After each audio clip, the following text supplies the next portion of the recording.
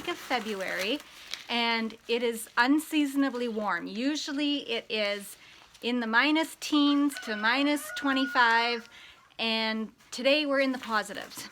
We're actually above zero, and it's melting, and it's so warm. So may as well get out here and get some work done while we can. So what you're looking at here is a retaining wall buried under snow. So there's the house, and up top, right up here, is where I had my herb garden last year.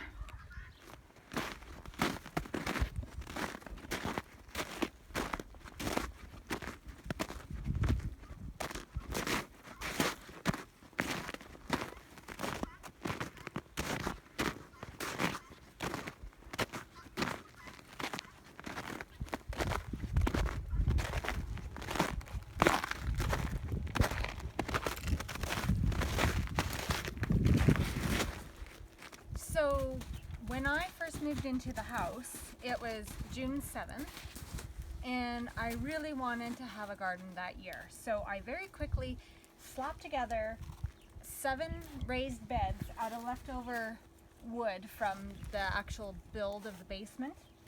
And I immediately planted a few vegetables into there and had a small harvest. It was the 7th of June, which is quite late, but you know, not too late for everything.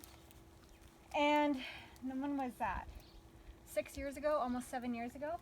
And I've been using these boxes in other places around the yard. We put up the greenhouse last year, and I just had this very sandy space here on top of the root cellar, and I just wanted to do something with it. So I moved the boxes over. I actually have 3 of these long boxes. One of them I don't know where it is, but I got the 2 here with the cattle panel that I grew some vines up, and then I have 4 square boxes. And I threw some compost in there, some rotted manure and straw from the cow pens, and I grew a bunch of herbs and flowers here, and it was great.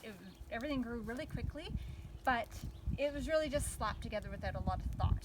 So this year I really want to take it up a few notches because I'm opening up the nursery, and there's going to be people coming into this area, and I really want to showcase flowers and herbs, and I want to have access to things like lettuce and radishes, things that you want to, and fresh herbs that you want to just pick real quick for supper and not have to go all the way out back where I have the market garden.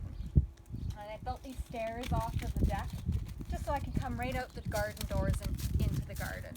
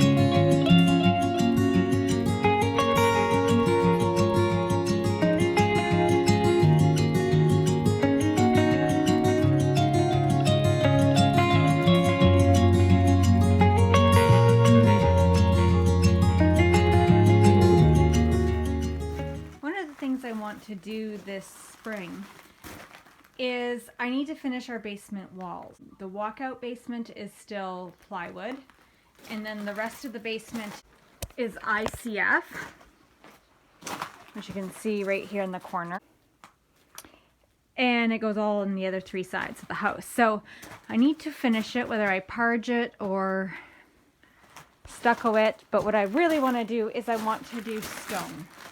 And I started this flower bed here.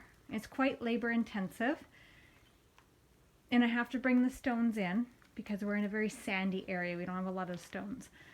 So, and I have to figure out how I'm going to split the rock so it's flat on one side. and then I'll have to hand place each rock. So I've been putting it off for a few years, but I really like to get that going, especially around that potager, just because I think it's such an eyesore when you can see that styrofoam. So I need to make a list of projects.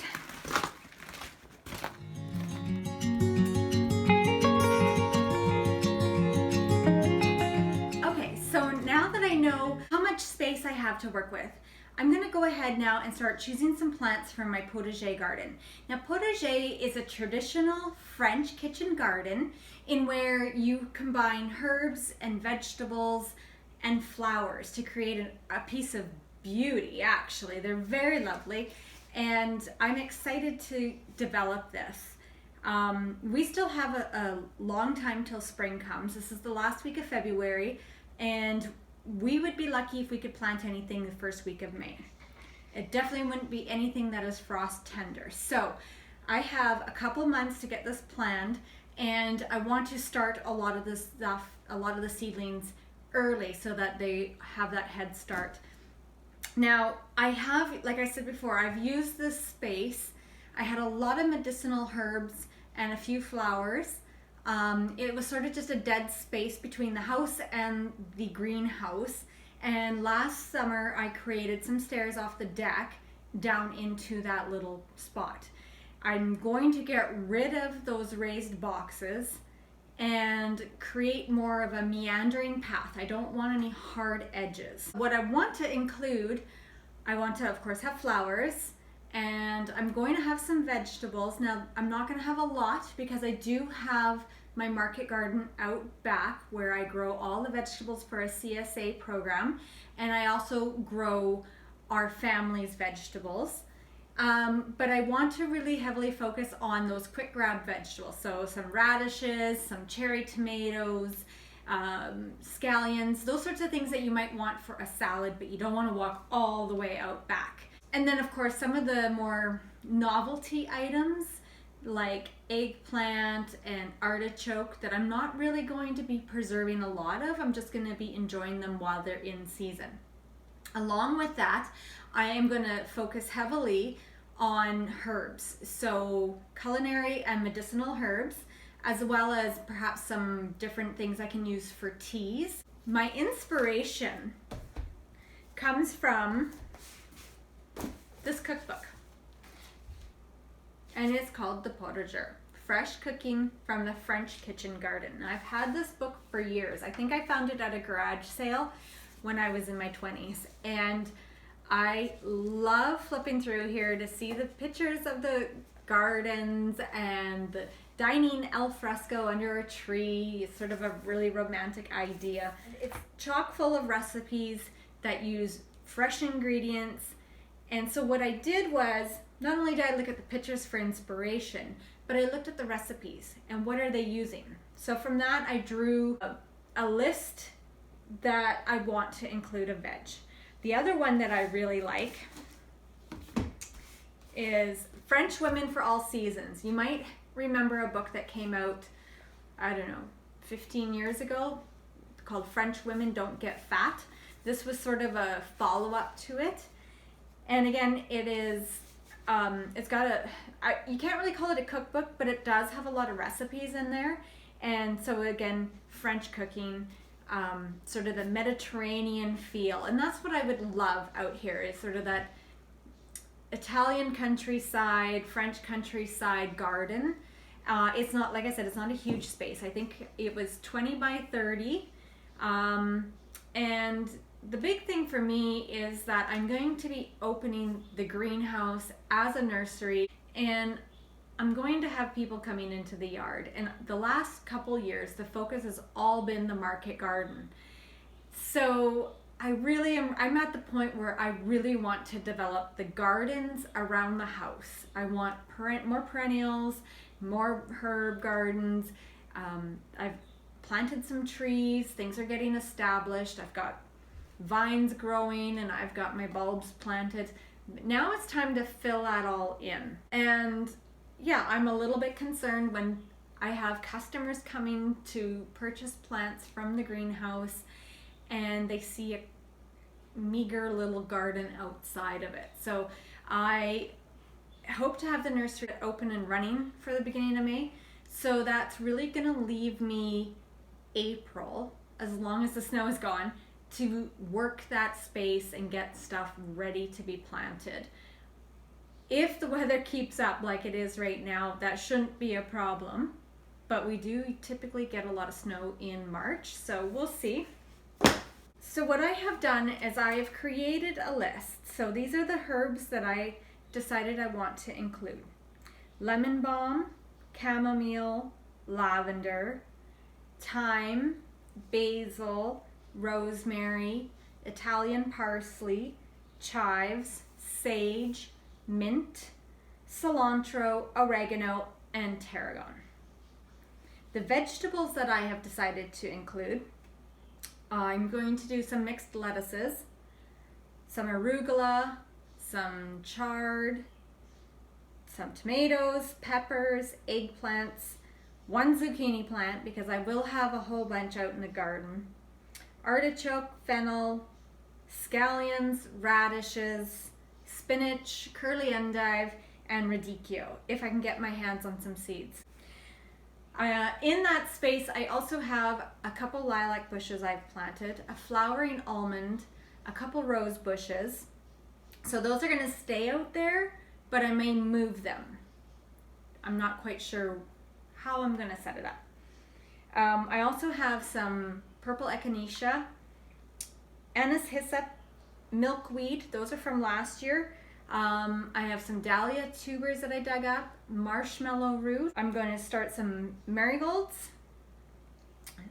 sweet peas, poppies, and sunflowers. Some other flowers that I need to start are calendula, borage, peonies, nasturtiums, because edible flowers just make everything so much better. Zinnias, foxglove, cosmos, delphiniums, hollyhocks, and snapdragons. Now I have my list. Some of these I've actually already started because I was going to include them in my plant sale. Some of them are left over from last year and I just need to dig them up and place them in a new spot. And the rest I'm going to go through and see which ones I need to start ahead of time. And I'm not going to need very many of each of these. I probably only want a couple tomato plants, maybe 1 or 2 cherry tomatoes and 1 or 2 slicers. The next thing I'm going to do is I'm going to take my measurements and I'm going to transfer this on to another piece of paper, and I'm going to play around with the layout. I'm first going to put in what the sort of the infrastructure is going to be, where the path is going to be, where the bushes are going to be, because they're going to stay there. And then I can figure out where the annuals are going to go. So here is my rough draft, and of course nothing is final, nothing's actually in the ground at this point, so I can still play with it. But there was a few things I just wanted to point out. You need to keep in consideration the final size of any of the perennials or shrubs that you're going to have, because they may start off small, but they could grow to be several feet tall and then create shade in your space. So you can use that to your advantage and plant things like lettuce and spinach and things that like to be a little cooler in the shade of those shrubs. But if you need something that needs full sun, you better not plant it right next to the shrub. Also for the height of the annuals. So I tried to keep the shorter things closer to the path and taller things further back. Now I do have a slope that goes down the retaining wall, so that's going to affect the height. So I wasn't too concerned because I also want to be able to see the flowers when I'm down on the ground looking back up. But I do have a lot of the taller flowers closer to the house and away from the path. The other thing to keep in mind is companion planting. So, tomatoes don't like fennel, so I kept them quite a ways away, but tomatoes do like basil and tarragon and nasturtiums, so I planted them next to each other. Another item that you should keep in mind when planning out where your plants are going to go is the accessibility. So I planted a lot of the herbs and lettuces and things along the path just because I'm going to be harvesting them a lot more often than I would, say, some of the flowers. You might also want to keep in mind your color palette. So something I suggest that you might want to do is look in the seed catalogs and online for the different varieties of plants that you're planning to grow so that you can see the colors. You don't want some really, fluorescent looking colors next to some peachy colors and pastels because it's just not going to mesh. So if you can try and keep them all within the same color family, that will help. That's how you create the biggest impact. The other thing to keep in mind is you don't create impact by having a lot of different varieties. You actually create more impact by having a lot of a few varieties. So I intend to plant quite a large swath of zinnias and cosmos because then you're really going to have the impact. And like another part of the garden, I have some little Johnny jump ups that just keep self-seeding all over. And it's actually, now that I think the garden's had 3 years, it's quite beautiful. I kept a lot of the herbs along the path because for me, being in the garden is quite a sensual experience. You feel the warmth of the sun on your skin. You can hear the gravel under your feet when you're walking, and then you get the smell of the herbs when you brush them as you walk by. Nothing is set in stone. Things can be moved, but play around, have some fun, keep those basic things in mind, and get dreaming, get planning. And can't wait to show you what it looks like in a few months.